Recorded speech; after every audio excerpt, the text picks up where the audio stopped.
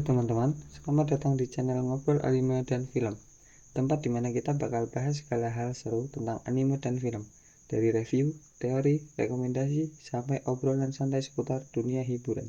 Semua ada di sini. Jadi, siapkan cemilan, duduk santai, dan ayo ngobrol bareng. Jangan lupa like, komen, dan subscribe biar nggak ketinggalan update terbaru. Yuk mulai pembahasannya. Cerita sebelumnya kita ditunjukkan dengan Wutang yang memberitahu siapa dalang yang memasang Bounty Sakamoto, serta memberitahu secara singkat kepada Sakamoto family bahwa teror ini baru saja dimulai. Didasari dengan kaburnya 4 tahanan yang divonis hukuman mati, dan kemungkinan ini ada hubungannya dengan saut pemburu Sakamoto. 4 tahanan yang melarikan diri ialah ada Dang, wanita yang memiliki kasus pembunuhan, perampokan, dan membuang mayat secara ilegal. Ada Shao, yang telah melakukan pembunuhan perampokan bersenjata, membuang mayat secara ilegal, dan kasus pembunuhan mutilasi. Yang ketiga ada Apart. Ia memiliki beberapa kasus juga, diantaranya pembunuhan mutilasi, serta penculikan. Yang terakhir ada Minimalis. Berbeda dengan namanya, dia memiliki badan besar bongsor, dan mungkin orang paling besar di antara 4 tahanan yang kabur ini. Dia mempunyai jejak kriminal berupa pembunuhan dan perampokan bersenjata. Cerita berpindah kepada Dam yang langsung menanyakan apa tujuan mereka datang kemari. Berbeda dengan Dam, 2 pria bernama Shao dan Apart malah sibuk sendiri-sendiri. Dan berbeda dengan 3 orang itu, si Minimalis ini malah sibuk makan besi, atau apalah itu, yang dia penyek-penyek jadi kecil dan langsung masuk mulut. Kayak nggak ada makanan aja. Belum selesai 4 orang ini sibuk dengan kesibukannya yang sangat berfaedah itu, muncullah pria berkepala rusa yang pernah dibantai sama Pak Gendut Sakamoto, yang dia bernama Kashima. Di sana Kashima langsung bilang ke intinya dan memberikan daftar-daftar target yang harus dijadikan target oleh 4 orang itu. Semua orang yang menerima selembaran itu seakan meremehkan target-target mereka. Dan yap, setelah selesai meremehkan para targetnya, mereka berempat langsung nyelonong pergi aja. Minimal salam atau pamit kayak ke Pak D rusa, main tinggal-tinggal aja. Si kepala rusa cuma ngebatin sih, mereka bukan membunuh untuk hidup, tapi mereka hidup untuk membunuh. Scene berpindah ke toko Sakamoto Family, di mana si Wutang berpamitan akan pergi untuk menyelidiki si Slur atau X dan menitipkan Lu kepada Sakamoto. Bersama dengan itu, Shin, Lu, dan Pak Gendut Sakamoto sedang mencari juga informasi tentang organisasi X hingga datang ke suatu tempat entah di mana itu. Di scene selanjutnya, tempatnya di agensi pembunuh bayaran. 4 orang terpidana hukuman mati ini sudah melancarkan aksinya. Dam langsung memeluk salah satu dan sudah membantai para penjaga. Saat memeluk salah satu penjaga, dia mengeluarkan kemampuan spesialnya dan memasukkannya ke pengawal itu. Di tempat lain, Apart langsung membantai seseorang yang sebenarnya besok akan mengikuti ujian pembunuh bayaran. Tidak pakai lama, badan orang itu langsung terbelah menjadi beberapa bagian. Dan dengan gabutnya, si Apart sampai menatap potongan-potongan tubuh itu. Berbeda dengan teman-temannya, si Shao malah sedang sibuk bercekcokan sambil ditemani cewek di sebelahnya yang sedang tidur.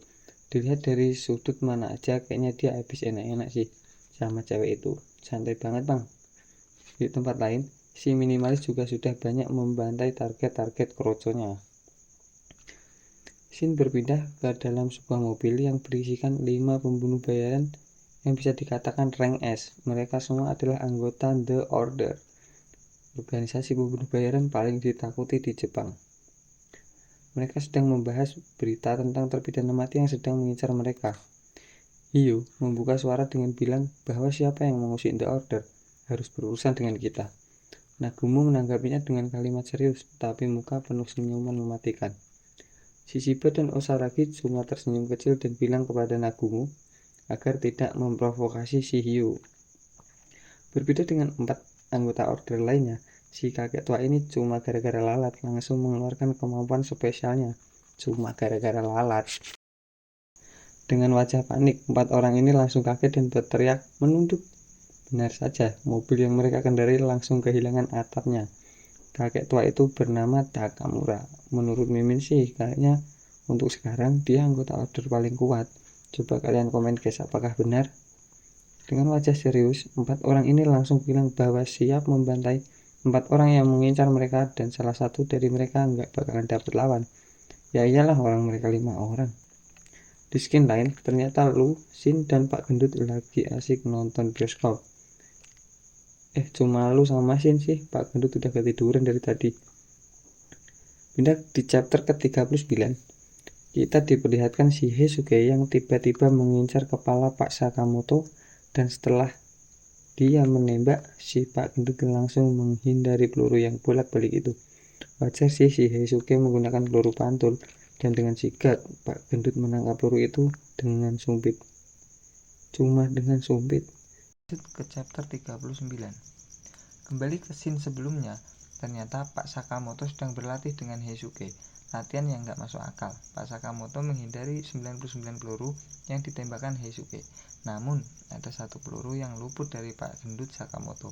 Dan di saat Pak Sakamoto ingin berlatih kembali, tiba-tiba terdengar suara Shin yang terkesan dengan kelincahan Tuan Sakamoto.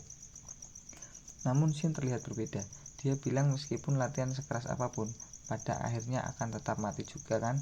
Nah, Sakamoto sadar itu bukanlah Shin, melainkan Nagumo yang sedang menyamar menjadi Shin. Saat Pak Sakamoto bertanya, apa maumu?